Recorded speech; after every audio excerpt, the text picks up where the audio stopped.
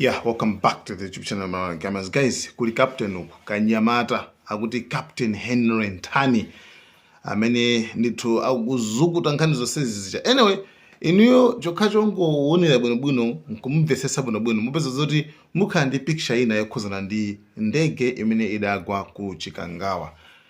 Mpaka naso china chicho salongosola nanga bwanji ndege chisinaphulike mwina mage nkhani iso ili mchichewa nanga mafuta andege madzi okumena makhala tanki yake makhalire kuti nkhani zonsezo ndithu zili mkatimu. So tikakhala limodzi pano tiona kuti komanso muzula mapoints ndi muzizifunsa kuti kodi ajawa bwanji nanga bwanji ajawa mkati mwakuti nanga bwanji ajawa mkati mwakuti nanga zonsezo zili mkatimu. So guys, let's just watch. Thank you so much.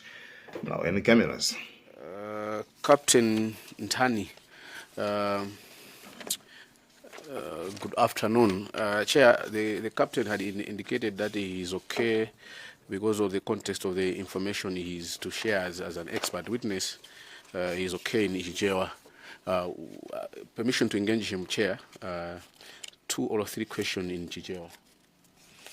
Captain Ntani, poyamba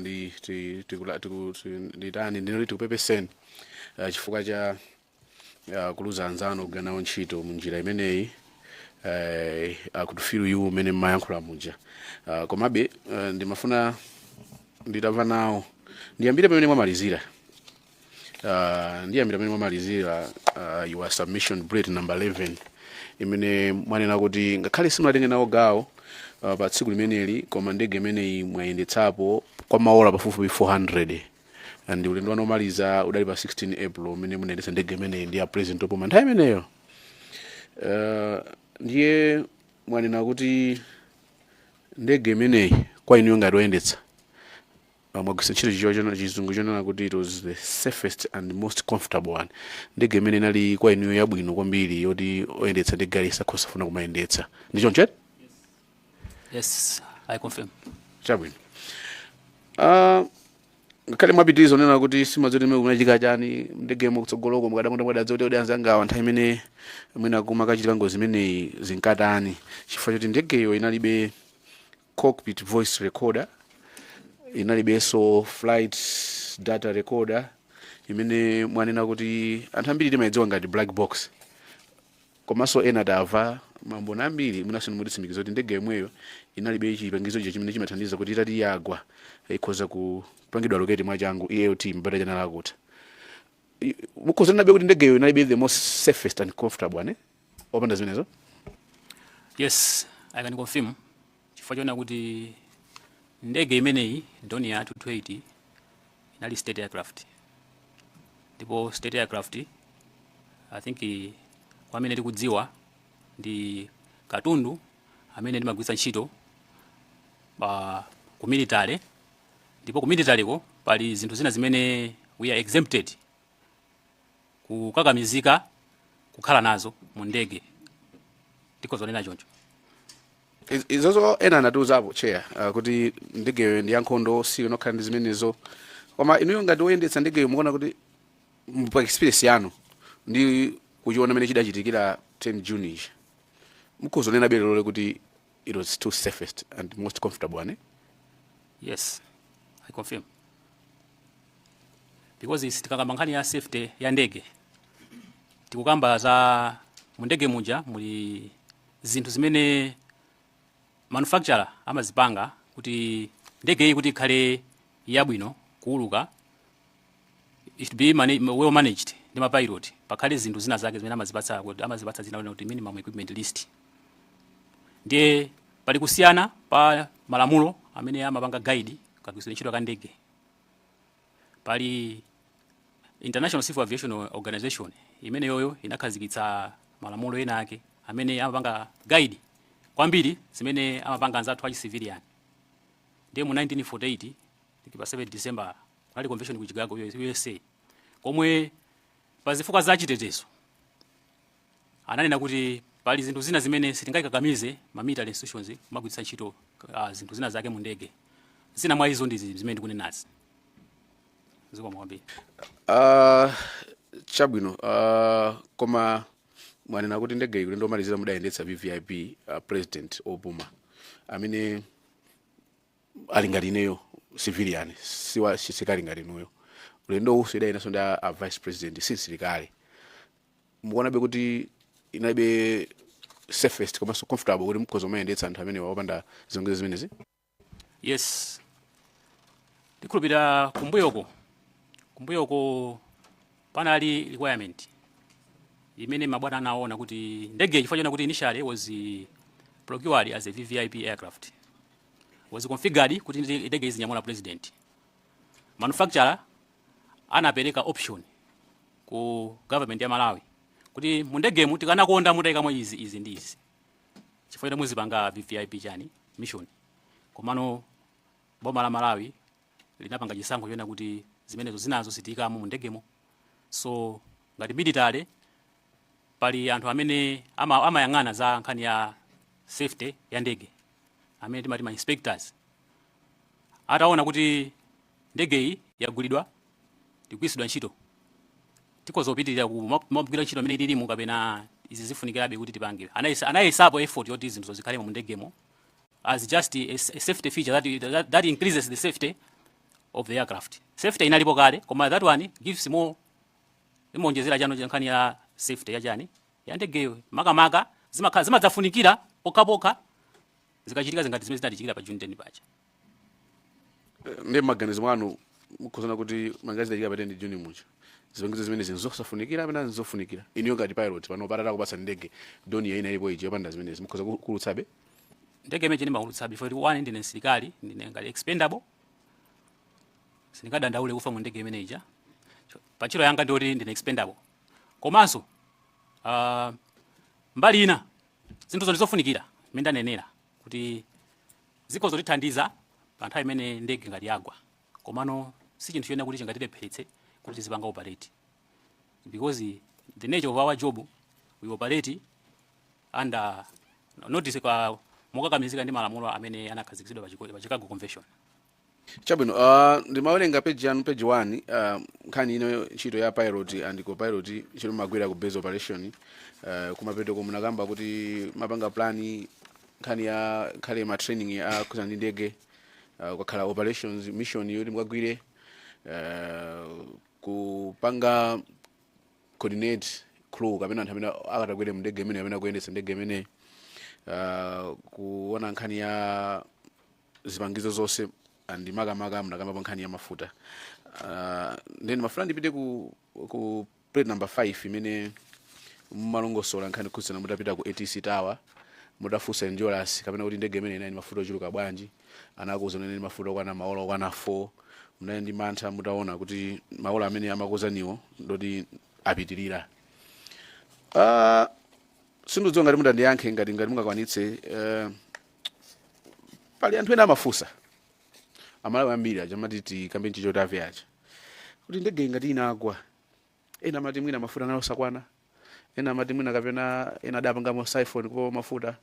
Izi zimabwera chifukwa chakuti ndegeyo ngati idagwa bwanji chifukwa chani ngati muna mafuta ngati msana pa mafuta chifukwa chani sida yake moto ade mwina niyo ngati wene ndege ikagwa ikapanga crash kuntunda mwina ngati muli mafuta akuti ndege kuti imenera kuti yake moto bagazano ndotani wakhe kapena what's your expert opinion ngati wene ndege nkhani ya mafuta amene anali mu ndege imene ija anali okwanira kupita ku Nzuzu kuti weather yavuta kupanga hold for about 30 minutes kubweranso ku Lilongwe ndikutera chifukwa kuti flight between Lilongwe and Nzuzu takes about 50 minutes maximum. Ngati mwina kaweza kavuta nthawi zina mafika 1 hour, so it let's say tutauluka 1 hour, then we are coming back or mwina meba japo tabanga holding ndi ya timazungulira zicha timangozungulira mala modzi zicha chifukwa ndege yesingaime ngati gali moto ipanga paki hand brake kena kumapitirira ya timazungulira malo momwewo kuti weather ipange improvement kuti kuona weather yaipa kuja. Now 4 hours was enough kuti ndege ija ikanapita ku Nzuzu ndikupanga hold malo ena ake ndikulukaso choka ku Nzuzu kubwera kuti ku Lilongwe. Mwakamba nkhani ya quantity ya mafuta amene ali mu ndege mujana ali okwanira ndithu zotena kuti itali yagwa muli mafuta imenera kuyaka masekamsaliza anda kuti ndege yagwa ndikuyaka amachitika kwambiri komano about that particular crash I will not say anything because kuna alibe I don't know kuti chinachitika ndi yani mene muja ifake ndapanga ndalika disclaimer choti ndikanakonda ikanakhala kuti zinthu zina alimo zimene zimatha kutidziwitsa ndege ikagwa koma ifoti muna alibe ndipo vuta chifake it's a mystery kwa ifeyo. Chair, zikomo kwambiri. Okay. Zikomo kwambiri Captain Henry Ntani. Ineso ndi kufusani mchichewa. Zambiri nzimene ayankhula kale ndimangofuna ndifusebe potengera ndemanga yanu imene mwanena kuti anakufusani kuti experience yanu ndiyotani makamaka ngati pilot amene mwakhala mukuyendetsa ndege kwa nthawi yayitali komanso automatically timamva kunena kuti ndege ngati munali mafuta ikati yagwa imayaka. So funso linali pa experience, it's based on experience yanu ngati pilot despite kuti tsiku imene munalibe kuti inuyo mmene mukudziwira despite kuti panalibe kuti kodi nzotheka ndizoona nangeniyo maganizo anu. What is your comment on that one?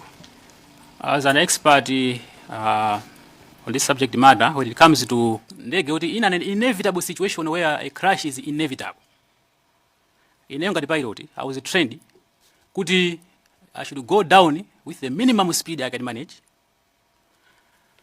When I'm about to hit the ground, I'll switch off the master switch. So that aircraft, I think those pilots they tried their best. Actually, they should have been given some medals because tinapeza amatu banja anatha kuyaka. Komano I believe there was an inevitable crash, such that as the aircraft was about to hit the ground, the pilot in command or the co-pilot, whoever was flying, switched off the master switch and probably the generator so that we don't have any spark, any fires. Zimene zonse zimene maphunzira ngati mapilot. Zomwambe. You're still holding the floor? Or you're exhausted? Yeah. Chair, I had exhausted the question because I'm interested in the last part. Yeah, kuti inevitable. What is probably kuchitira mwina I want to bange emergency crashing as emergency landing or crashing if I get you right. Not do we have planned an emergency landing. Koma in an event una kuti mwina ndege tingoyerekeza right? In a situation yoti mwina we have mwina munamva zake munonimba cloud. Mtambo mene ni tambo modzi mene we one of the pilot when I samafuna ntambo mene wata ulowamo. Tingoyerekeza ndege jenalo mtambo ngatu mene wo. And that aircraft you fight the aircraft such that you are pushing it down ndege bayo chifukwa cha mtambo uja yupita mwamba tingoyerekezete. Then zafika poti you can't manage ndege bafika poti mwina so simatheka kulamulika. You try to turn left, you pita right. Ufuna ipite mwamba, you pita basi. And this is an example ya inevitable moment whereby you crash. So pilot umayina kuti umaphunzitsidwa kunena kuti in this particular case to increase chances of survival ya anthu amene umatenga mu ndege muja. You switch off the journey, the master switch, and switch off the journey, the generator, so that there shouldn't be fire on the aircraft. I think that's what happened. Yes. Is that the reason when landing gear inali, according to the Beeffield report, the landing gear was in motion? I don't think that would be the reason why. When I ziko zokazi fuwazo siana. So ningajiwe for you I wasn't in the aircraft, so it's difficult. Mwanza, Central. Thank you very much, Chair. Fajoti anzanga anayamba kale ndi chichewa. Ineso mundilole ndipitirize chimodzimodzi. Koma choyambirira ndimafuna kuti ndaona presentation yanu Captain. You are very emotional. You can when we read it, even your presentation, it looks like you had a very big connection. Munali ndi kugwirizana kwambiri ndi anthu amene anali mu ndege anzano amene magwira nawo ntchito. Ndicho yambirira ndi kupepeseni.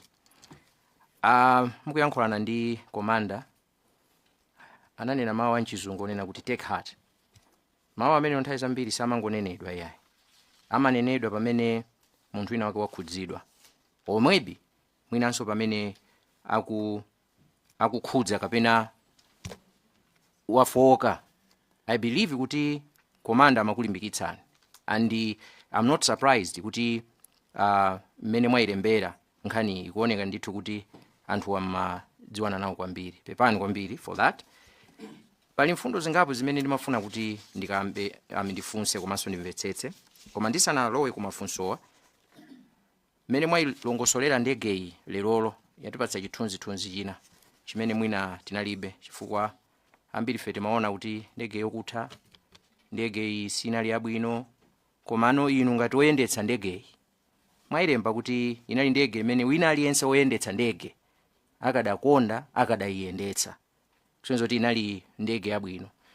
Impression imeneyo ambiri fe tinalibe. Tathokoza kuti mwatipatsa. Now pa number 7,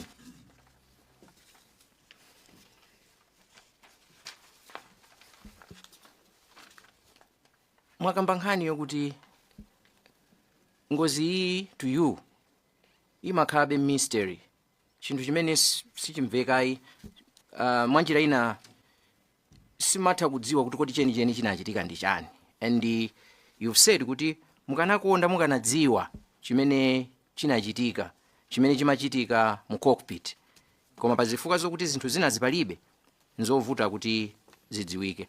Ndimangofuna ndidziwe kuti kapena inunso mmadabwa ndi mmene ndege inkayendera tsiku limenelo? Sindi madabwa kwenikweni ndi mmene ndege imayendera, azi mwina titawerenga report la BFU kuti ndege inapanga manuva ena ake achilendo. Pamene popo pamene ndinali ndi idea kuti I think anthu ana kumandi weather yoipa, chifukwa inenso ndaulukapo route imene ya Nzuzu kwambiri. So basically flying ya ku Nzuzu ngati kuli clear you just fly mwina level imwe kuipanga maintain and descend and land. Koma ifo kuti weather ya ku Nzuzu is very unpredictable, imasinda nthawi iliyonse. Nthawi zambiri tili ndi malo amene timapanga approach ku Nzuzu, and chifukwa cha nature ya malo mwachisanzo kunyanja ni malo kuti kulibe ma obstacles amene apanga slow pepo ni imene mapanga move mitambo, so kuma kampepo yambiri ma pushes away mitambo kumakhala clear, so we prefer mapita kunyanja.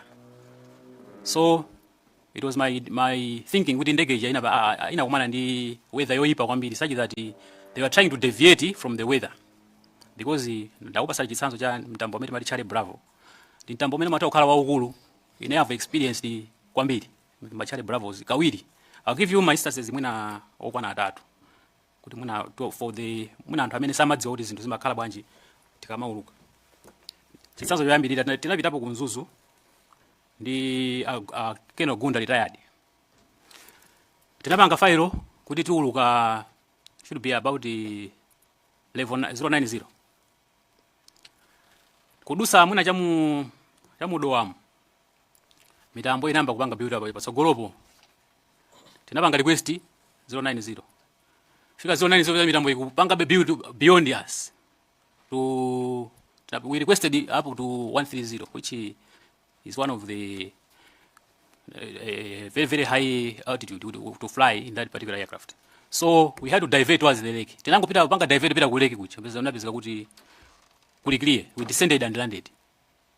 So there's another example, tinapitapo ku Likoma ndi Malemu Sambalo pamweyo.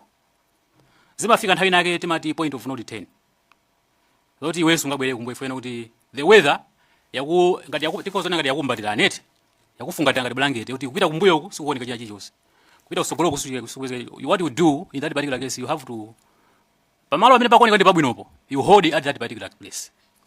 And that flight I think yanapanga charter ndi FTH Bank ngati sakunama ngati I think Amora Angel. Tinazungulira pamene popo wakantha I think mwina akozondikira mbona amene analipo flight imeneyo tinazungulira almost katatu. Kenako kulikoma kuja unatsekuka tinatani tinatera. Umakuona no weather kutembe ngandiki chakuyangana kumbuyo weather ready mangoneka ready. So kumalo ngati kumene kuli ready wote mati kuno go. We had to commit to land kutiko palikoma pacha. And wait paka na anthu anapanga zawo so kena winabwere. So ma circumstances alipo angapo. Yachitatu vice inende mwenda Sambalo pomweyo. We flew from Lilongwe to Zomba. Tanyamuka ku Lilongwe weather tinangodusa detsa. Nyengo inasinda.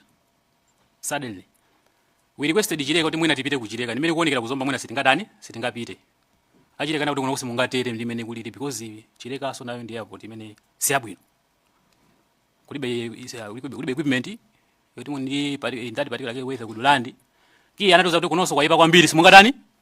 So we tinafika pa point of no return. We had to survive in the air. How do you stop the aircraft in the air? You don't stop the aircraft in the air. It's not a helicopter. You cannot hover. So we had to descend because ndinali ndika application kamene nagula to South Africa. And I was using a phone. You can imagine Tanyamala president. Because mundege mulibe equipment yerani yofunikira ngati GPS yamakono. So natsekula kapu kacha we descended up to 4,500 feet. Pasi pacha panebe mitambo. Apende 4,500 feet ndio mitambo nali ngati upati pamutu patupa. Ndikumauluka ndi head of state. Wasungule kuja ndikutera. So that's how I envision that flight. Thank you. Zikomo kwambiri. Ndi asambalopa. Mukuoneka kuti mwauluka nawo kangapo. And nyengo ngati zimenezi zikuonekanso kuti mwakumana nazo kangapo muli nawo remote. Mmene mumadziwira ukatswiri wawo pa nkhani yakaulutsidwe kwa ndege.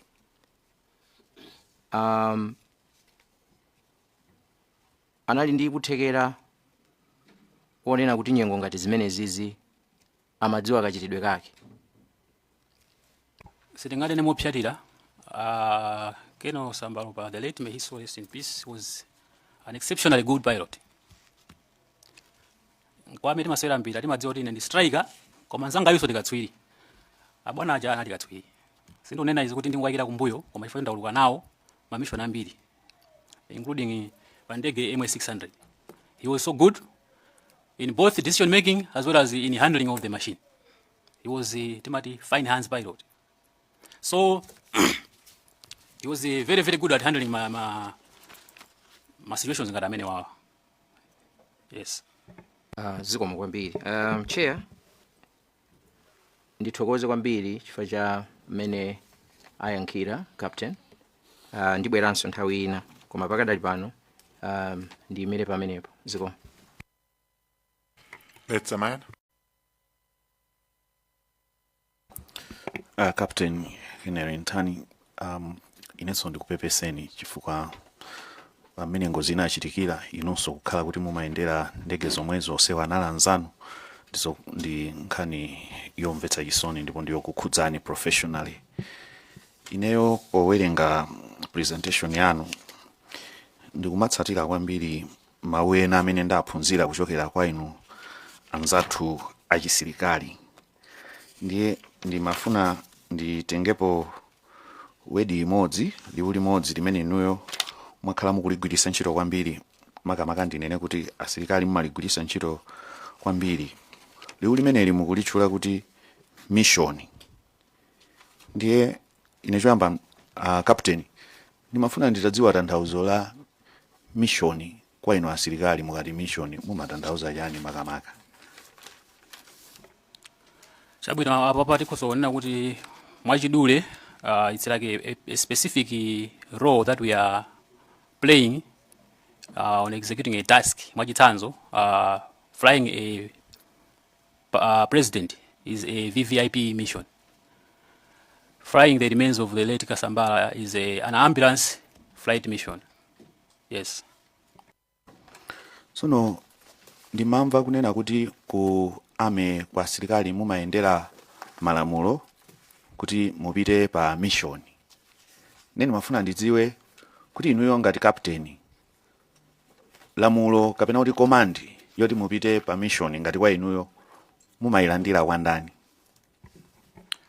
Zikomo kwambiri ndingofotokoza mwachidule procedure kuti mwina tingopanga clear mwina mafosa amene angabwere ena.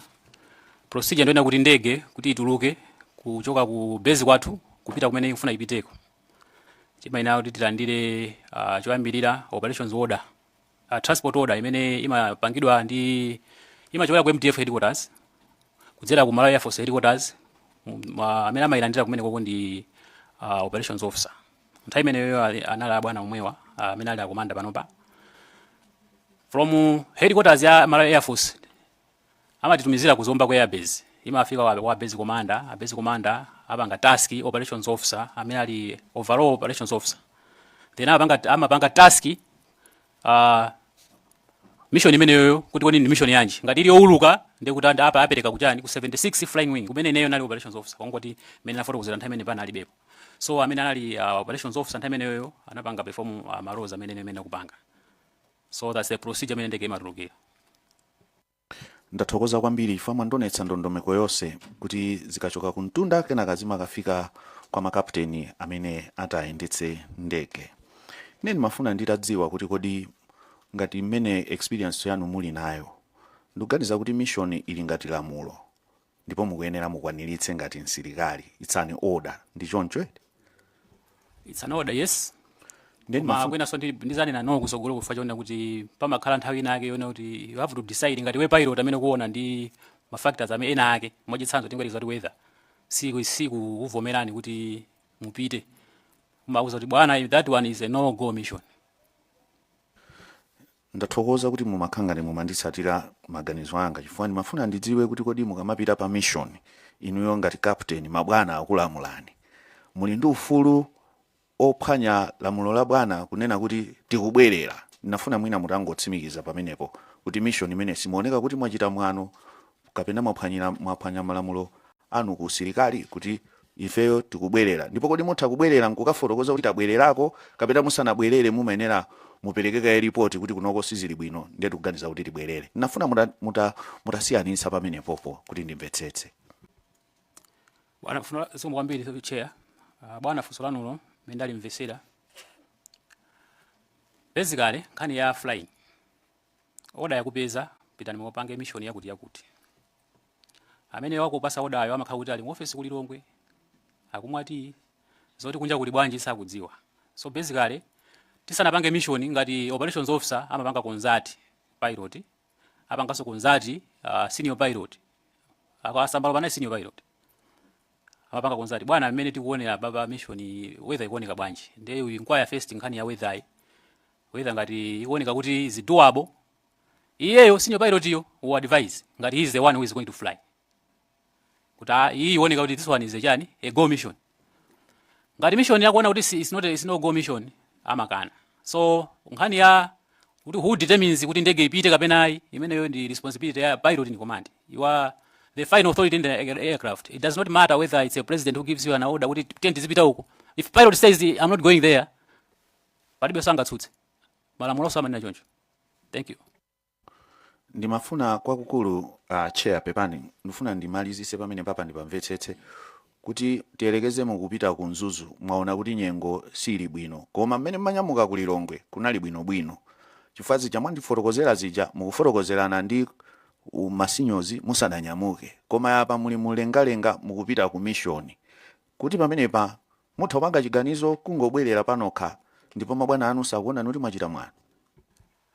Ndipo mwinaso bwana wanzeru akhozosangalala kuti wapanga chiganizo kuti ubwerere that is iweyo because umakhala kuti wapanga judge ndi mene waonera situation. So menda fotokozera kuti pilot tikati pilot in command you are the in charge of the aircraft, the persons on board, their safety and everything. So it is you who is in the aircraft who is surrounded by whatever weather there, whatever environment you are in, you make a decision. So we are trained to make good and sound decisions, especially in hard times, under pressure, and all sorts. Because basically, before you go to Kwinako, if you we trained as a silikali.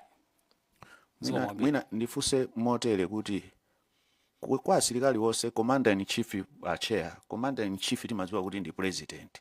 So mutakhala kuti mukuyenda ndi president ngati commander in chief chifukwa ameneyu ali pamwamba pa general commander. Ndiye commander in chief akunena kuti ayi ine ndikufuna kuti ndipitebe kumeneku inuyo ngati captain muganiza kuti nkhani imene mungaithese bwanji tingoyerekeza ngati ulendo mumanena mumapita kuzomba uja commander in chief atanena kuti ayi ine ndifuna ndikagone kuzomba inuyo ngati captain apopo ndikukamba za malamulo au captain ndi malamulo au silikali ndichifake ndikufunsa mafunso amene kuti ndimvetsetse kuti kodi ndegemo pamenepo inu mumvera lamulo la ndani la training yanu kapena la commander in chief.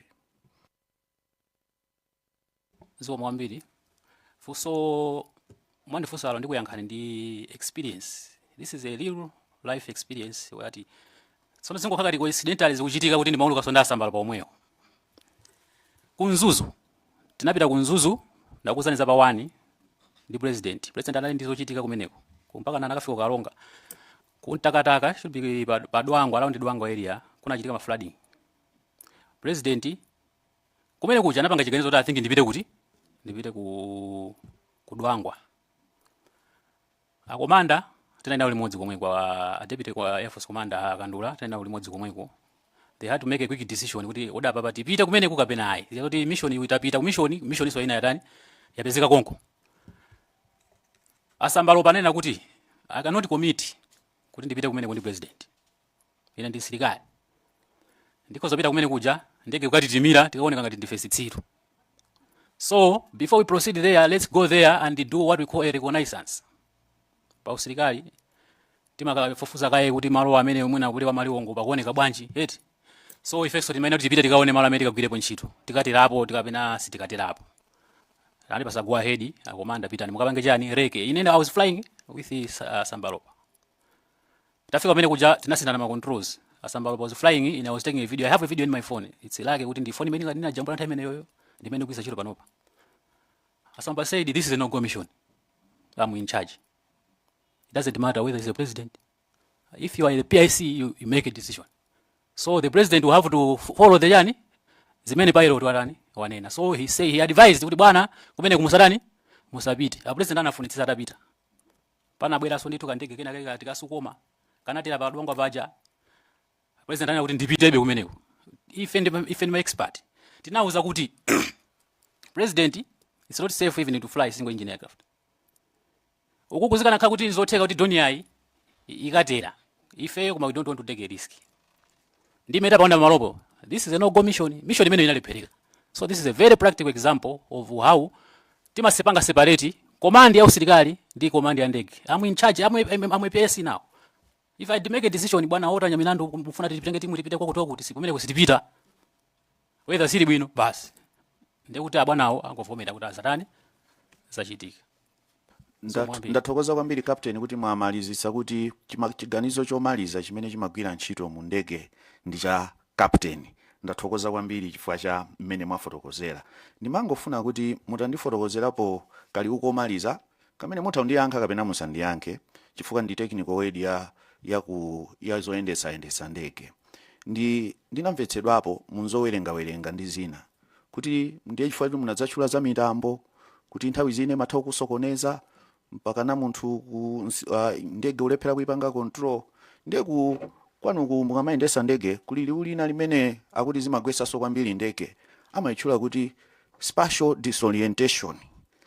Ndenu pokhalanso opanga training mapilot sindikuziwa ngati liuli limeneli munalipezapo kapena ngati mudapezapo experience imene kapena mukudziwapo zotani chifukwa ndinaona munatchulapo za mitambo ndi mmene munatchula za mitambo zinandikumbutsa za liuli limenelo la spatial disorientation imene ikuonetsa kuti ndi chinthu china chimene chimapangisa kwambiri ngozi za ndege. Cheya ine ndimalizire pamenepo koma captain wa atandiunikira pa kaliu ndatchulako chifukwa anatchula za mitambo ndi zimene imatha kuchita zikomo. Zikomo kwambiri honorable through the chair. Nkhani ya spatial disorientation mwina kwa anzathu amene sakudziwa tikozona kuti mwina kukanika kuzindikira kuti ndili pati chifukwa choti mwina malo mutu wasokonekera zimenezo zimatha kuchitika kwa pilot. So ndege ngati Dornier is a two pilot aircraft. Tikamauluka pali timati good airmanship. If your pilot is disoriented ole iwe zako wadziwa kuti nzangayo akuoneka kuti ali disoriented umamuza kuti I have control. Even atakhala bwana even abwanacha akandulacha. I'll give you another example akandula nauluka nawo. He's a very honest guy. Sorry to say guy, he's a general. Tuchokera ku DRC. Tinanyamuka pa Goma International Airport. Climbing out. Kenako iwo aja namba kuona ngati ndege ikupanga timati ku banking ikanga dikhotera ku manzere kuma ndege je kuluka chani straight. Ananoza kuti nthani you can have it. So that is good airmanship imene timaphunzira ngati mapilot. mwina mufuna mupeze opinion yanga kuti anthu they were disoriented kapena ayi, anthu aja they were not disoriented. Anthu aja they were in control of the aircraft. That's why even report ya BFU inanena kuti that was a controlled aircraft into terrain. Sifiti. Ndege ikulusidwa koma pali ma circumstances zona kuti avuta ndege yakagunda chani, yakagunda nthaka. So that one kwa ineyo that was a very that was an accident.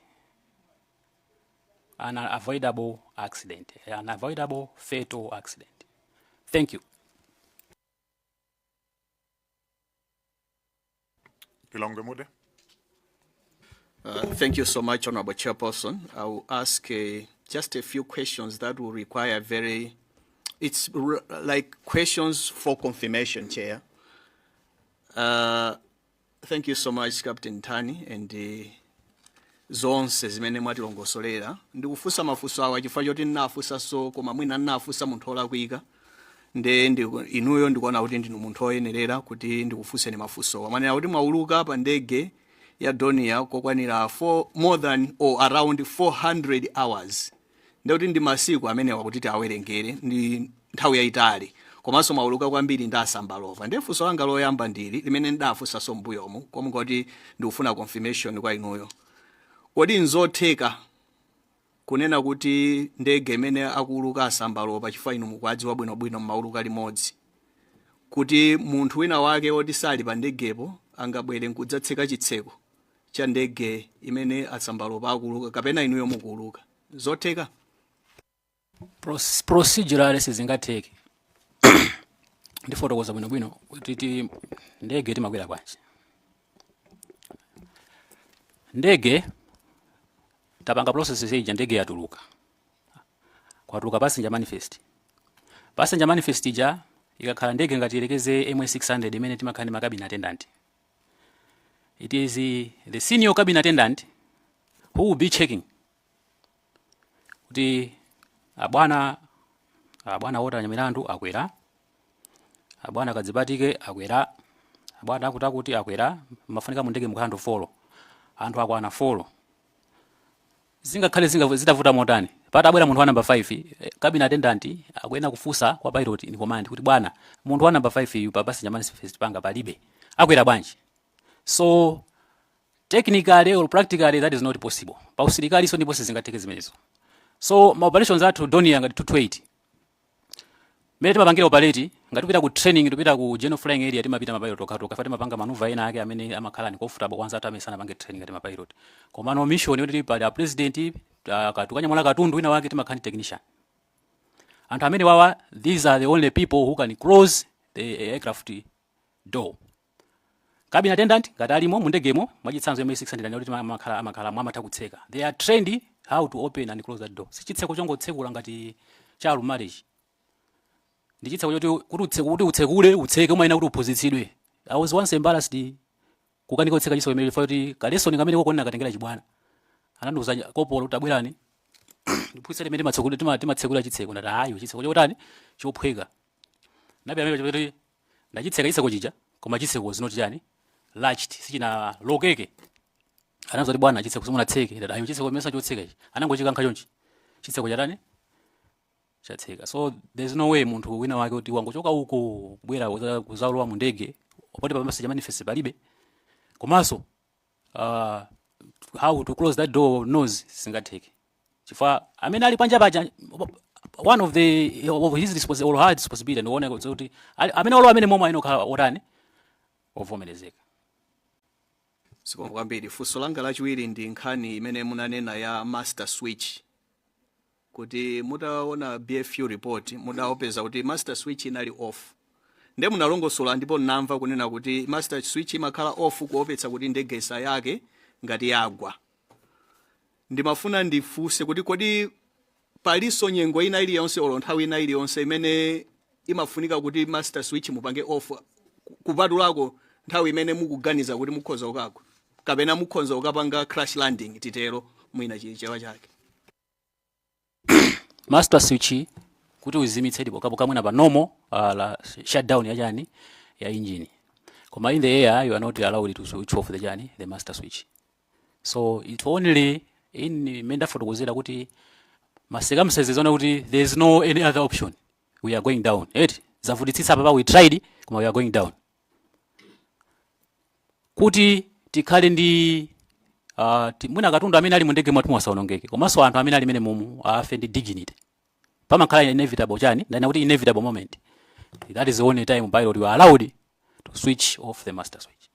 And that one is a good procedure because the aircraft will crash and sipachitika chani sibayaka moto. So that's it.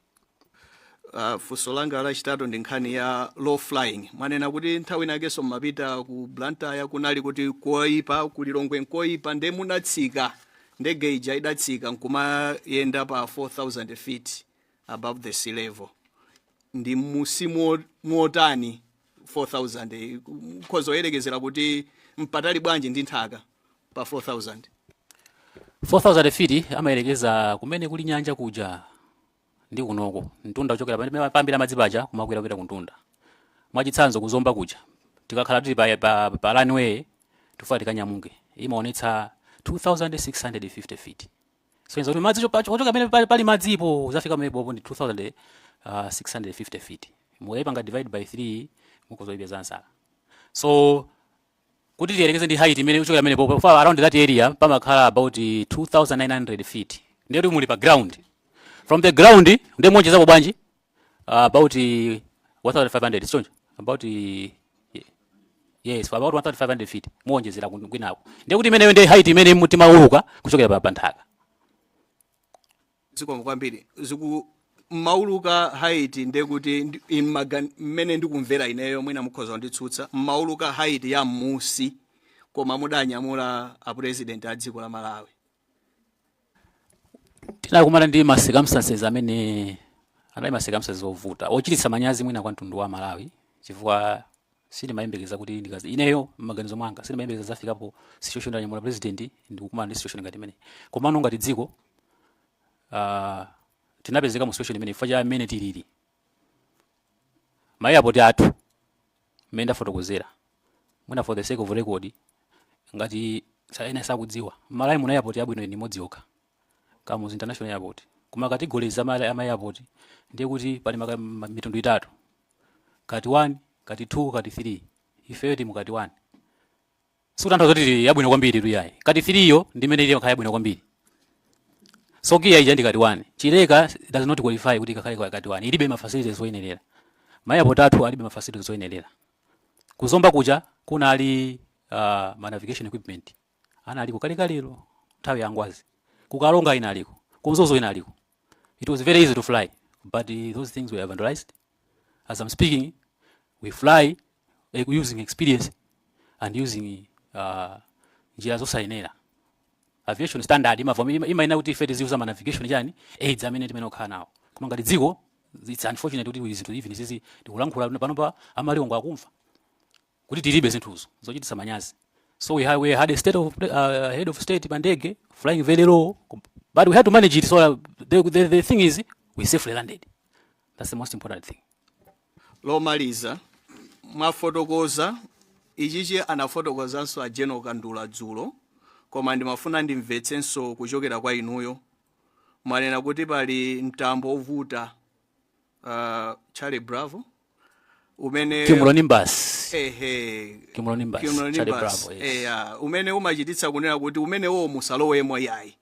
Ndiyeno malongosola kunena kuti mmaganizo mwanu ngati expert ngati amene mmayendetsa ndege kwa nthawi yayitali komanso makhala mukuyendetsa route imene yakumzuzu ikukuonetsani kunena kuti kunali weather yoyipa nde amathawathawa aloweko apa pali kampata kuchokapo kupita pena nkuona ndege ija imangokhota chifukwa funso limeneli limene lili ndi Amalawi ambiri chifukwa chani ndege imakhota. Ndiyeno malongosola ndamva Amalawi so amva nde ndimafuna ndimvetse komaliza kodi ndiye kuti weather ikhoza kuchititsa kuti ndege igwe. Zimenezo kwa amene tili mafona amakono mulumbo bange Google weather the one of the factors zimene bangisa songozi kwambiri za ndege makamaka adverse weather an extreme weather so mwambiri ziko mwambiri chair Zomba City South.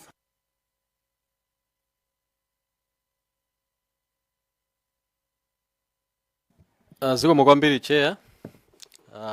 Captain Ntani, good afternoon. Good afternoon. Yeah, Ineso, let me join my friends in condoling you for the loss of the 2 or 3 officers that we are working closely with. I should also mention that I also believe that that gap that they left, I think you can still feel it. Your report, I should join Mwanza Central, that indeed it shows that you are emotional up to now. You are still feeling the pain. So the people of Zomba City South, indeed, they convey their condolences. I'm happy, I will not repeat what you have already responded when you are talking, you're responding to Desagasina. The 2 pilots, you called them fine hands pilots. And what I read in your submissions, I think in the MDF report, you also said their competence and experience were unparalleled. That's correct, eh? That's correct. Thank you very much. So I will not repeat that because we have covered the crew that were second to none. So I will not repeat the issues of the crew. On the airworthiness, you have also said this is one of the safest and most comfortable crafts that you have ridden on, and you do still wish you could be riding on such crafts. So on that one, I will also not repeat. However,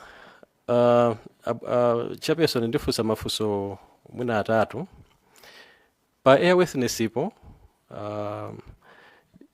tinawerenga pena pake kuti mashina amenewa anali ndi weather radar, kuti weather imatha kuwerengedwa kumene tikupitako, weather kusogolo kuno tikumana nayo motere.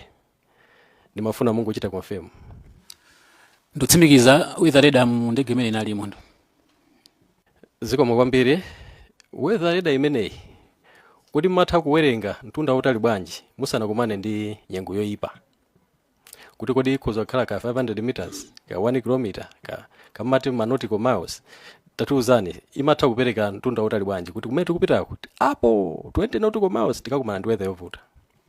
Weather radar imeneyi imatha kutiuza mtunda okwana 80 nautical miles mwina kwa anzathu amene mapanga masamu topanga 1.852 times 80, which is about tingopanga times 2 mwachidule 160 kilometers. Zikomo kwambiri. Ndiye kusonyeza kuti ngati weather radar imene imagwira ntchito, ndiye kuti nasitani yauti it was airworthy, and you have also confirmed. Ndiye kuti kumiro nimbasi amene anatha kuwerengedwa ndi 260 kilometers away. Sindikudziwa kuti mtunda mwendo utali bwanji kuchokera kulilongwe kuno kumapita cha kunzuzuko. Nkhani ya kumiro nimbasi kuti muinveste bwino, mtambo umene u build up yake ndi mtambo kuti umapanga build up very fast. I'll give you another personal experience in South Africa ndikuuluka ndikupanga training. Pilot basically umayamba kuuluka ndi instructor wako, kenako amakusira ndege weka, umapita weka, ndimati ma solo flight. Ndi mauluka ma flight atali mwina 3 hours, nthawi nake ntaboweka nantenga captain Siri amene nthawi naza joina ngati akupanga course ya pilot. Ndena munza say tiye pa flight ndiuza nthawi zitani uzizitolera sona wese kumaphunzira timaleso pang'ono. Ine sina instructor inde koma ndimamuone kiti timathandizana kumene kuti kucheza. Weather tinanyamuka pa Vonderboom Airport Pretoria. Timapita timene tipite ku towards Polokwane area kudzera ku Middleburg mwina amene munga gugule munthu kozopanga track that route. Weather imene napanga fairo inali weather yabwino kwambiri. A chief flight instructor knows the weather looks good, all the best. Wende bwino. Tinanyamuka barely about 10 kilometers. Kumbuyo kwanga pene choka kuja kunapezeka kuti kobwera chintambo timati chichale Bravo chicha. Ndi chintambo choti chimakani cover distance over 80 nautical miles within a very very short period of time. So 10 kilometers ndikune nayi we covered it in less than 5 minutes. Peza kuti ntambo kumbuyo kwati warani watseka. So as a pilot we are trained to zipanga quick decisions. I said I'm not returning back.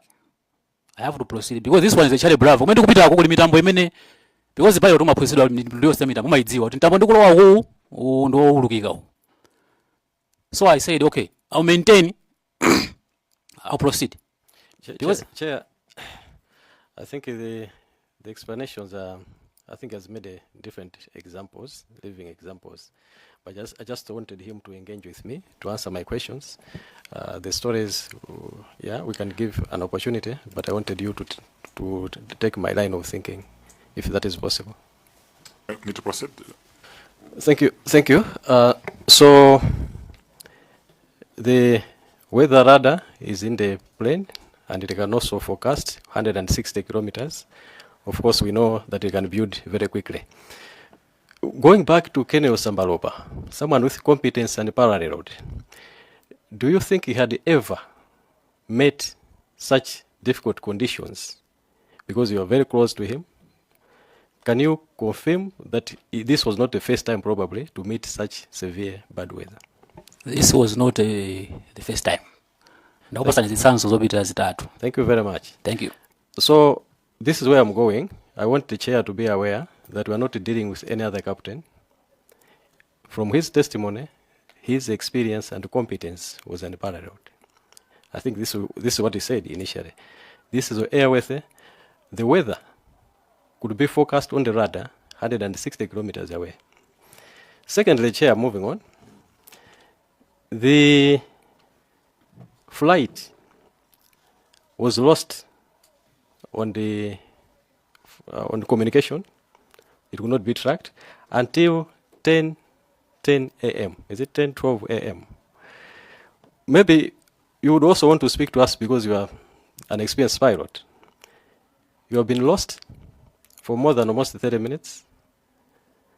You finally get connected to the airport tower. Would you sound distress call to the people that you are talking to, having been lost for almost 30 minutes? Okay, kuti yange funso imene lomwe ndingoperekapo chithunzithunzi kuti kodi ma communication imayenda bwanji pa flight imene anauluka anzathu. Before that, tidziwe kuti ndege ya Dornier 220 imene maulukayi, this aircraft was not a pressurized aircraft. Pressurized aircraft imene zimatha kuuluka makafika mpaka na 49,000 feet, zimatipanga pa provide supplementary oxygen. Ndege imene inalibe that facility. So it was restricted to flying below 12,000 feet. Now, between Chairperson, I still want a simple answer. Yes. At 12 minutes past 10, these guys were lost of contact. They established contact after, is it 30 minutes? I'm asking a simple question, Captain Ntani. Would you not sound a distress call? I think the other answer you can maybe give it later, but I just want this response here. Captain, Fajantawi, nkani zanu zozuri sangalasa, zomari pereka my insights. Kama ngodi my insights ndo siana, we can draw lessons. Yes, kama muna pena pake just go straight, kuti tisakali distracted kwambiri. Molunjika. You sound a distress call only in an emergency. Thank you. So, an emergency. Now, someone, let's assume they had met this cumulonimbus crowd. This is a very bad crowd. I think I've painted a very bad picture about, a very scary picture about cumulonimbus. Was this not enough for the experienced pilot who could not find his way? I think he was making 360 degrees, trying to find how to get out of this situation. Now, finally, he has communicated with the airport tower. Is this not enough to say we are in distress? No. Distress is a call imene mabweretsa alarm yaikulu. Timapereka distress call under ma circumstances awa. You have suffered engine failure, there's a fire on board, and there's a interference. Somebody wa mundege muja, oti sameno kala mundege muja, muna kupanga interfere ku cockpit kuja. You send a distress call. That one is a mayday call. Thank you. So in this situation, to me as a layperson, as a civilian, I would think this was an emergency situation. You don't agree? It was not an emergency situation? I don't agree. Please explain. Nkhani yake ndimene mafuna fotokoza kuti nkhani ya communication imeenda bwanja baba. So ndege yathu zija because they are restricted to flying very low. Communication imavuta between Kamuzu International Airport and Mzuzu. Beyond the position NASA akamapita huko imene cha mudu wangu akamunkhura kotamu. Lilongwe ndi ndege zathu zija sitimamvana. So ukangodutsa nasa amakuza kuti kwinako muzipanga broadcast pa frequency imene timati ya general flying 118.1. So umangonena kuti ineyo pano chokera ku Lilongwe ndadutsa pa NASA mwina ndi about 10 kilometers ndili ku northwest ya NASA 10 kilometers ndikuuluka 7000 ngati kutsogolo kwanga kubwera wina wake atani andiloze umayenda tunda utali kuti ukamvane ndi nzuzu, and communication is very very difficult. So I believe pakati pamene zimachitika pakati pa zama 10 zija jani there was no chance kuti waja kanatha kulumikizana ndi jani ndi Lilongwe komanso ndi nzuzu. Sikomwambiri. Final chairperson, can you maybe repeat what you said about gear down condition and flaps in position 1? Does this indicate intention to land, or it does not indicate intention to land? It may or it may not. It may, if you are at the airport, for example, it's a normal procedure that we have arrived at the airport, we have confirmed under normal circumstances. They will say you are cleared to land, the runway you use is so, and you report maybe right downwind runway, the runway that beginning use, for example, this was 17. So that is one of the normal circumstances. The other one may be training, but this was not a training mission. It could be maybe you try to slow the aircraft down because the aircraft doesn't have brakes. It doesn't have speed brakes. The speed brakes that you could engage is gear. Gear gives a lot of drag. So you slow the aircraft, you fly it at a manageable speed. And you orbit there, you wait for the weather to clear, you proceed or you come back. Thank you. So finally, Chair, does this mean also this is part of the mystery that you mentioned on page 1, to say you don't know what was happening? Because I think we shouldn't forget, you have said this remains a mystery to you. Everything else that we are saying is maybe we are supposing, because we don't know what happened, but we are supposing. Was this a gear down condition, as well as flaps in position 1 of the mysteries? For sure, that is something that I cannot explain, because I don't know what was happening. Thank you very much. Yeah, I'm getting there. So Colonel, just before this naiwale agent in Kenya weather. Report imene munalandira ndakuti weather inali hazardous. Weather sinali bwino. Ungati kufotokoza kuti sinali bwino mwa mtundu wanji. Because weather imasiyana, ndi zambirimbiri. Kali weather nganyengero sili bwino, ndi zambiri. Anali mvula, anali mashawa, anali mitambo, anali mafogi. Sindikudziwa bwino. So apapa pakutuluka nkhani zambiri sopano zake kumene nimbasi. Nde kubweraso anthu ambiri amafotokoza kuti visibility sinali bwino, samaona bwino for inali foge. Ndi timangofuna kuti mwina amene anapereka ripotiwo anapereka ripoti yoyenerera yoita mbasula weather amene inaliri kuti landing imakanika inali ya mitambo kapena ya mvula kapena ya fog. I think it was inawerenga maripotiwo kani ya visibility anakambapo kuti visibility was bad. I think ninamvesedwa aponso kuti anapangapo report kuti on the previous Friday they encountered turbulence, but on this particular day weather inapanga improve. So they were hoping kuti weather imene anadutsa mamawa pobwerera adutsa so weather yomwe. So I'm not sure kuti zinakhala bwanji kwinawo. Thank you. Zitakhala combination. Yes, it may be a combination of both visibility and the turbulence. Zambatonda? Thank you so much, Chair. Naneso ndiambe ndi kupepesani for the loss of your colleagues. May their soul rest in peace. Chair, ndimafuna kuti mwina kupangira umbali opeza information tingokhala be pa page imodzi kuti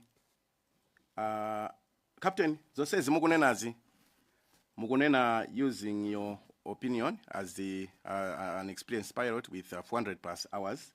Koma nthawi imene zimachitika zonsezi inu kunalibeko. Mafuna mungotsimikizira chimenecho? Yes, ndotsimikizira. Imene ndi opinion yanga. Zawangambire.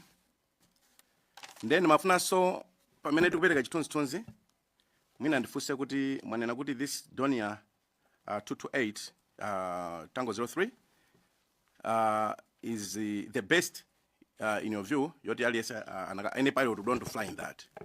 Nimafunanso mwina tikhandi reference kuti mwina ma members of this committee mwina angakhandi chithunzithunzi cholakwika kuti mukupanga compare ndi ndege ziti kapena mukupanga ndi ndege zimene mwalukapo eni onokha kapena generally kuti tingokhala pa page imodzi. Ndikukamba za ndege zimene ineyo ndinaulukapo.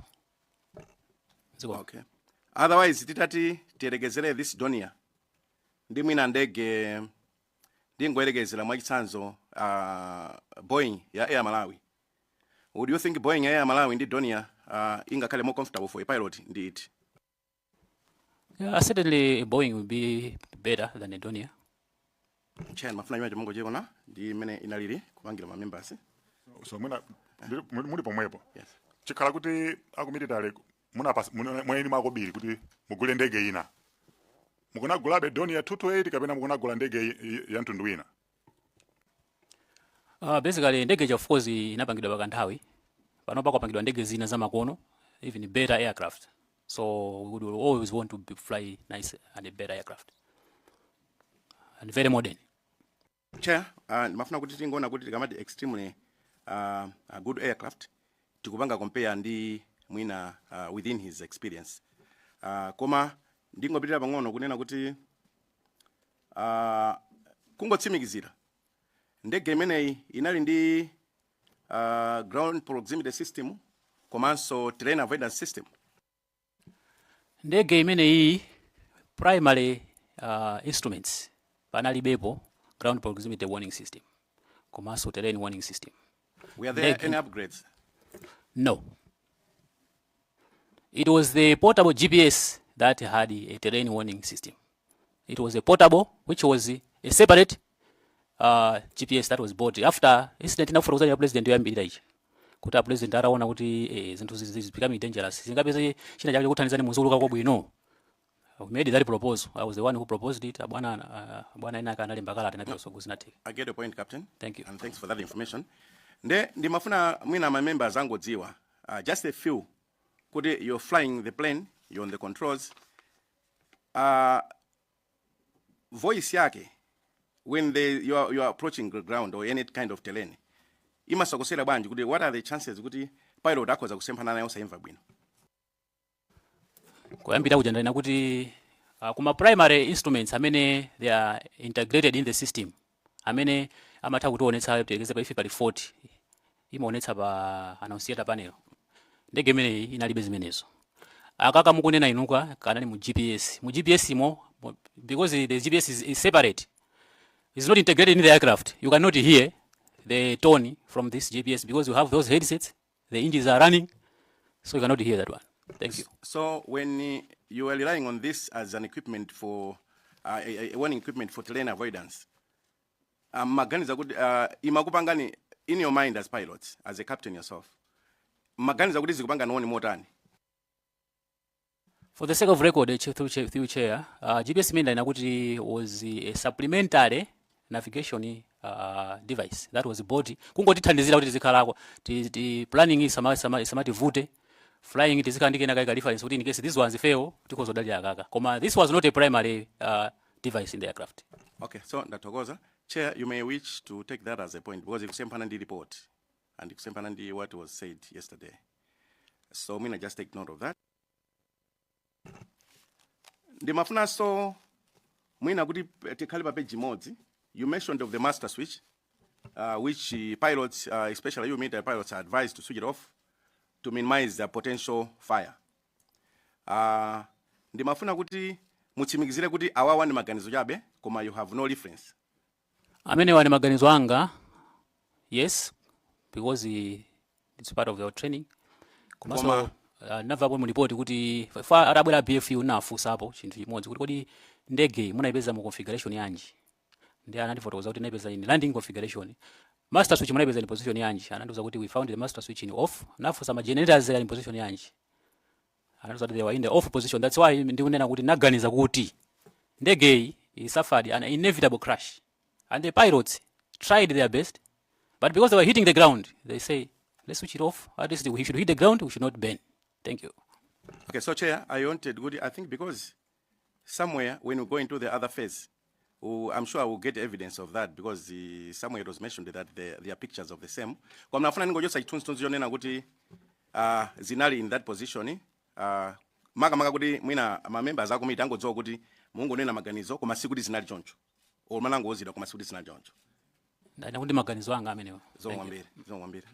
Tikale Supplementary. ningo toka mpambasula. Akufotokoza ati iwowa abwera kunoko ngati operations officer. Ndeza ngochitika kuti ino tukafusa mafuso angati pilot. Yes. Someone's yawo imene abwera abwera ngati operations and training officer. Panthawi imene yoyo. I have Chair questions on the same. Mangofuna nimalize. Thank you. Okay. Kusonza kuti mwina mafuso ena azikhala overboard kuti ayanke akanakhala pilot kuti ndege imene anayiyendesapo ndemene pena pakiti ngwamvesesa kuti akulichitira bwino kuti akutiyankha koma akanakhala ena kanati ine masamu ndi ankathera apapa zimene zizi bwanji tikanasira nthawi ya ndegeyo manimvesesa iti so ndizoona ali kuti akukamba opinion yawo mangofuna nditsindikize pamene popo Ndathokoza. That's why kwambira kujanwa nafusiratu kuti tingokhala papeji modzi kuti all the coming questions let's kuti we are on that basis. Chair, ndikunena zifaja perception imene ingapite ku committee. You may need to understand me. Hello? Okay. So mwina ndingo funsako kuti pamene tikupanga wind up munanena kuti mmapanga so training was it? Yeah. Planning? Training, yes. Okay. So, Mina, just taking advantage of your being here today, do you know any kind of, or rather, how do you keep your records? Like, I don't know if you're the right person to answer maintenance aspects or no? No, that maintenance. Okay. No, there's someone who does that. Oh, okay. But I guess you keep your records after any kind of training as copies of the same. Yes, yes. Thank you. I think, Chair, for now, let me stop there. Thanks. Supplementary, Chair. Let me take his hand up do akasangaze then I'll come back to you, Vice Chair. Zikomo kwambiri Chair, popereka mpata kwa anthu akudowa akasangazi kuti afusepo funso. Poyambirira ndaona kuti nzofunikabe kuti ndizipanga declare ndikakhala kuti munthuyo ndikumudziwa. Captain Henry Ntani ndikuwadziwa. Kuwadziwa kwake nkuti tinakhalapo kwa zaka zingapo limodzi mu hostel imodzi Mbewa hostel ku Chancellor College. Ndiye ndikuwadziwa moteromo ndimaganiza kuti mwina ichichi muchidziwe ndisanayambe kupereka mafunso anga. Chair ndili mafunso awiri. Funso loyamba ndi lokhudzana ndi kuyaka kwa ndege. Chifukwa nkhani yaku kusayaka kwa ndege imene inagwa ku Chikangawa ndi nkhani yakuti Amalawi akhala kuyikambirana nthawi yayitali. Ndiye ndimafuna kuti inuyo mwina mutitsimikizire kunena kuti mmaganizo anu mutaona kuti ndege ija sina yake inuyo mukuona ngati kuti chinachitika ndi chani. Limene ndiwe funso langa loyamba. Zikomo Chair, I think funso limenelo naliyankha kuyambirira ngati ndisakunama. Ndinanena kuti mukuganiza kwanga anthu aja they encountered a situation ena kuti it was a point of no return. Sizingathekenso kuti abwerere kusangapiteso uku. Yet in that event where you were crashing, because I don't know the circumstances they were in, and you are going down, it's better. It's advisable to switch off. Okay, Jabwin Peban. Zina zimavuta kufotokoza mchichewa. Ndifakina ndilankhula zonse zichichewa ndi chizungu. Nanena kuti ndikuganiza kwanga anthu amene aja anafika pa mulingoni kuti palibe chimene tingachitireso mwina. Zativuta, we are going down. Tikutigwa. So kuti tisayake, kuti ndege isaonongeke, kuti mazathu asaonongeke. Tifati tikagwa baba engine zikulaya kuti ndi power on tiyaka. Because masina ngale makandi spark. So spark ni mafuta ziyaka. So they put the master switch off. That is maganizo anga. So ndinayo zinali choncho. Because I don't know, I was not there. ndiye kuti no ukakhala kuti watimitsa master switch ndikutimitsa ma generators a ndege ndege imakhala kuti singathe kuyaka. Yes, you minimize the chances of having a source of power, which is a spark. Because by mafuta panga spark pena pake ndekuti moto wetani uyaka. Ndeto. Chair funso langa lachiwiri ndinakuti inuyo captain mutawerenga report la BFU komanso mutazifufuza zokhudzana ndi ngozi imeneyi ngati munthu mmodzi amene mumayendetsapo ndege imeneyi. Mumaganizo mwanu munaona ngati kuti ngozi imeneyi inachitika chifukwa chani? Sindingadziwe kuti inachitika chifukwa chani. Ndaperekapo kale maopinion angapo nkhani ya weather kuti mwina weather nimene inathandizira kuti ngozi imene ichitike. So koma zimene zingachitika nthawi imeneyo ndipovuta kuti ndinganene kuti zinachitika zotere. So imene ndi opinion yanga. Sabwereze kwambiri kwa chanthawi Che Unzonzi and no Mulanje North sana yankhule tupatseni mpata. Okay.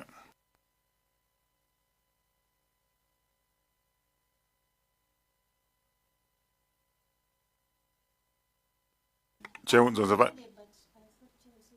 No. Thank you so much, Chair, again for giving chance. Okay, ndinene benjijewa kuti zomwe kwambira Chair potipatsa msomoyo wina kuti ife anthu akunchewu zonzimvaye tifuse fuso lina potengera fuso limene anafusa kaleso dowa katsangadzi. Captain, fuso langa ndilokuti titapita ku Chikangawa komiti inoyo idauzidwa ndiyena amene adayamba kufika pamalo paja kunena kuti adapezeka kuti matupi ena anthu amene anali mu ndege muja anapezeka ena atakagwera uko ena atagwera uko. According pamene inuyo mukuyidziwira ntchito yanu kuti ndege ija yazimitsidwa mainjini yazimitsidwa zonse zimene zimathandizira kuti ndege ija ikangogwa isa yake. Ungayifotokozere motani komiti ino kuti kodi experience yanu ndiyotani pa itachitika ngozi ngati yomweyi kuti mwina anathimitsapo zipangizo ngati zimene mwafotokozera zija. Experience yanu ndiyotani kuti zimachitika motani ikamagwa ndegeyo matupi amatha kutulukamo kapena zimakhala bwanji pamenepo zikomo kwambiri. Mafuna ndapempha honorable Nchewu Dzozimvaye fuso labwino kwambiri tisalitambasule pano fa kuli fezi ina ya ndege matupi anapezeka bwanji tidzafunanso iwo tidzafunanso ndi mwina mutatikomera mtima kuti lizayankhule pa nthawi imeneyi nduziwa zambiri ayankhula komano kumatupi ndi zina ndi zinazo bwanji tidikire kaye. Chabwino Chair. Ndathokoza. Zikomo kwambiri. Zikomo kwambiri Chair. Captain naneso ndi join anzanga popereka ma condolences mene mnaluzira azinzanu komanso fuko lonse la Malawi makamaka mene njira imene zinachitikiramo. Ndiyeno ndikuonanso kuti mwanenanso kuti zina zimene ukamba baba zambiri nzongonera kuti ndi opinion chizungu change kuti we can only speculate. Koma mawu amphamvu amene mnasogoza ndachiona kuti it remains a mystery kuti kodi zinakhala bwanji ndege amene manena ndege naye bwinobwino komanso oyendesa onso anali akaswiri. Koma chimene mafuna kuti mungondithandizira kumvesa ndi chimodzi chionera kuti mu maganizo anu manena kuti mene ndikuonera ineyo sinali partial disorientation. Nona kuti ndi mene ndikuona situation anthu anali in control ndithu amaziwa zimene zimachitika. Then mafuna kuti ndingomvesa kuti ukuwenga report lija communication yomaliza anazapereka ngati kuti ali is it 20? I think 20 nautical miles. Yes, and kuchokera yambali ya ku Ekwendeni. koma kuona pamene panachitika ngozi anali ndithu kutali. Mungathe kulongosola kuti kodi ngati anali in control zinatheka bwanji kuti alankhule malo osiyana kwambiri ndi kumene amayankhula kuti anali pa nthawi imene amapanga communicate. Zikomo kwambiri. Ngati nawerenga bwino I think ripoti yo inanena kuti ndege inapanga ripoti kuti inali 20 nautical miles and iwo angapanga intend kuti akapite chakuikwendeni noti kuti anena kuti tipita kuikwera kapena titi kuikwendeni. So ngati zinali choncho it's possible kuti chifukwa cha kumenena kuti communication imavuta between Mzuzu and Lilongwe mwina iti sisanamvetse koma ndege pamene inagwera was approximately 20 nautical miles, about 40 kilometers from Mzuzu. Thank you. Chair,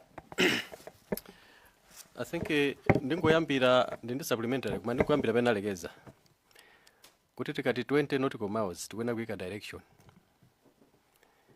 ndiye mu report muja ananena kuti 20 nautical miles north ndiye kuti north uja timamutenga kuti ndi north of Mzuzu airport ndifua ona aba kunena chakuikwendeni muna tili limodzi pamenepo. Tili limodzi koma I hope mwamba kuti maganizo anga ndikunena kuti ndikuganiza kuti ATC wa ku Mzuzu kumva kwake for communication makabu ima nthawi zabiri mapanga break pena umve pena usamve kutheka kuti anamva kuti we are 20 nautical miles north of Mzuzu or mena anena kuti we want to approach from Ikwendeni. It's possible anangova kuti 20 nautical miles Ikwendeni.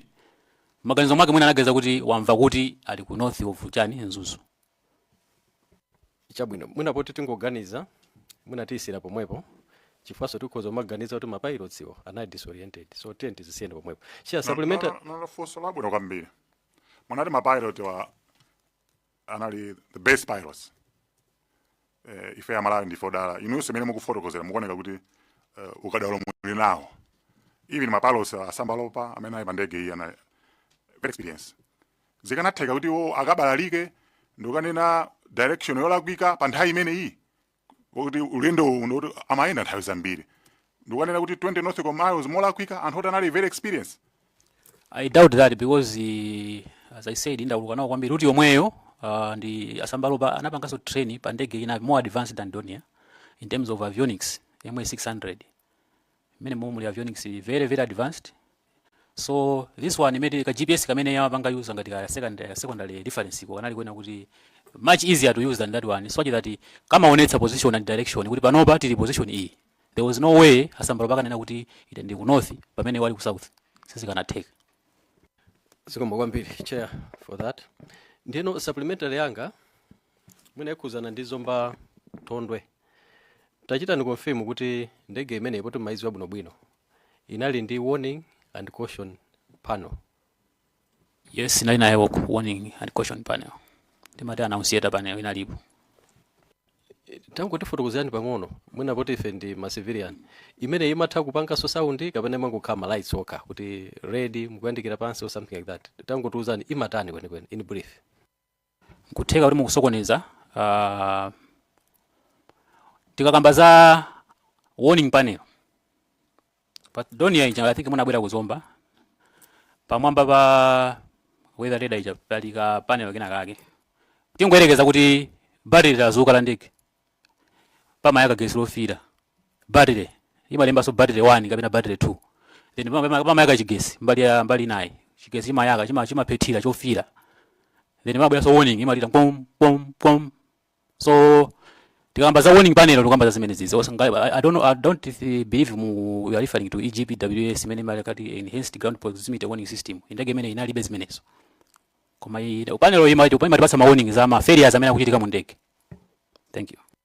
Yeah, apo matiphunzitsa ndemwinabe mukamatiphunzitsa bechoncho GPS chati kunena kuti inali ndi terrain proximity function ndiyoti volume yake ndiyoti munthu sangaimve imene tinafunsira muja katango chita ndi confirm. I confirm chifukwa kuti it's not integrated kuti ungamve ma headphone.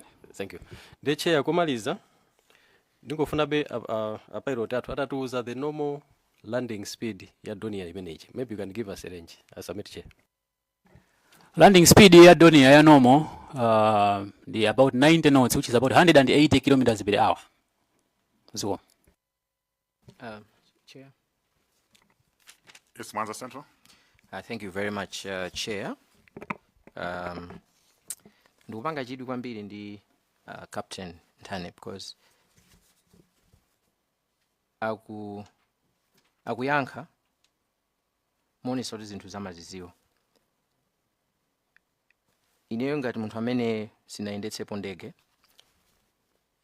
ndimafuna mwina Mungu ndithandiza mascenario angapo amene akhoza kupangitsa kuti mukuyenda ndiye mutsitse maflap kaimati maflap mutsitse landing gear.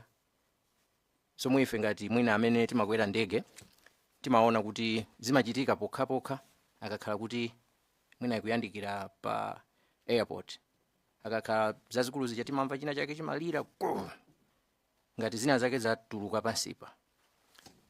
Titabwera kuzomba kuja munationesa kuti zimenezo zinali zotsitsa. Ndine mangofuna kungomva kuti pakhoza kukhala mwina mascenario ngati ati amene akhoza kupangitsa kuti ngakhale suli pa airport komabe mwina zimenezo zitsike muzitsitse. Opo Lulu Chair nafotokozapo kale mascenario ngati amenewa ngati mwana simuna ndimve ndingone naso kuti timapanga zimene zija mwina pa training komano chifukwa choti ndege ija muli VIP on board songa pange training. Tikhoza tsisa landing gear we are saying kuti tukapanga land. Scenario number 2. Scenario number 3 ndege ya twija ilibe ma speed brakes. Ndege zina zili nawo ma speed brakes. Mundivetse pamenepo. Tikatsitsa mari aracha. Chifukwa mphepo ikamamenya mari aracha makanga ti ubweresa drag. Drag tikhoza kuti resistance. Imakanga ti uthandiza ndege ija panga slow down. Ndetikatsitsa ma flaps acha. Timapangisa ndege ija iziwa malo moti tizoruka chi speed 100 chakuti 150 180 imafika mpaka na 200 ndege imenechi. Timaruka around muna 80 85. Maona eti ndiye tingoyerekeza kuti pali chi space chimene chikuoneka kuti apa pamwena tikozopanga hodi apa malo apa. Ndiye kuti tikatsitsa gear ija ndikutsitsa maflap tikozozungulira malo pacho osakafika kutali mene mitambo yoopsa imene tikuiganizira kuti mwina kuti kanikisa tipite pasogolo. I think masecamstances atatu amene wawa amene ndingate kutsitsa gear. Zikoma kwambiri. No, ndimafuna ndimve pamenepo Chair. Thanks. Timalize ndi Doa Kasangaza. Zikoma kwambiri Chair. Nkhani ya mafuta andege. Ndimafuna ndidziwe kunena kuti mu ndege imeneja mafuta amakhala patipati, tanki yake inali patipati. Komanso zimaveka kuti mafuta aja pamalo pamene inagwera ndegeyo zikukhala ngati anthu amene anapita posamaona kuti ino mafuta agwera patipati. Inuyo mukuona ngati kuti izi zinali choncho chifukwa chani? Kuyambira kufunso kwanu mafunso amakhala patipati. Funso limeneli zikoma kwambiri. Funso limeneli ndotero kuti kuyankha kwake mafuta andege amakhala mu mawings. Ako mu ndege ija munaiona ndizi ma projections zimene zimatuluka ku left kuna ku right. Mmene mujamo mkati mwake muja makhala mafuta. Chonse chija timati chi wet wing.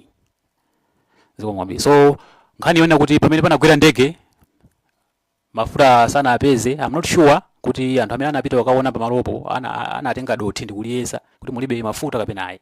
Chifukwa mafuta a ndege aja amauluka nsanga ali ngati spirit. Kutayika papa kutenga 5 minutes akhala kuti aumapo. So I don't know ngati anapanga apo investigate kukatenga daga dothi. I don't know ma conditions amene ali kumeneko. I don't know sinapiteko kumeneko. Ine mmene nafotokozerani mauluka ndimapita ku DRC. So I don't know. Captain Ntani mwanga bwino kwambiri mwachimvekere. Tuthokozeni kwa nthawi yanu imene munabwera lero komanso patience yanu anka mafunso onse kukhuza so ma area ena amene sanali pa masamons pano satipasa chithunzi tikhulupirira kutsogoloko tikhala tikufunani pakuti mulibe in charge ku airbase koma tikufuneni zabwino ngati mwini mawu omaliza mukhoza kuyankhula.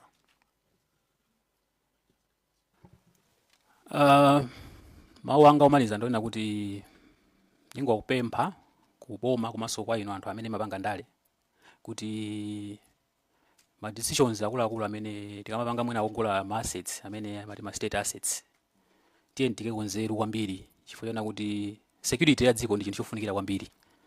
Zikuoneka ngati dziko lathuli nkhani ya security sitikuikira kunzeru, because mwachitsanzo mmene nafotokozera nkhani ya scenario yoti kutenga president pa Donia mukuluka musi, it's risky. Why can't we buy better aircraft for the head of state? Why can't we buy better aircraft for vice president, ma ministers azikwera ndege zabwino? Why can't we upgrade our infrastructure?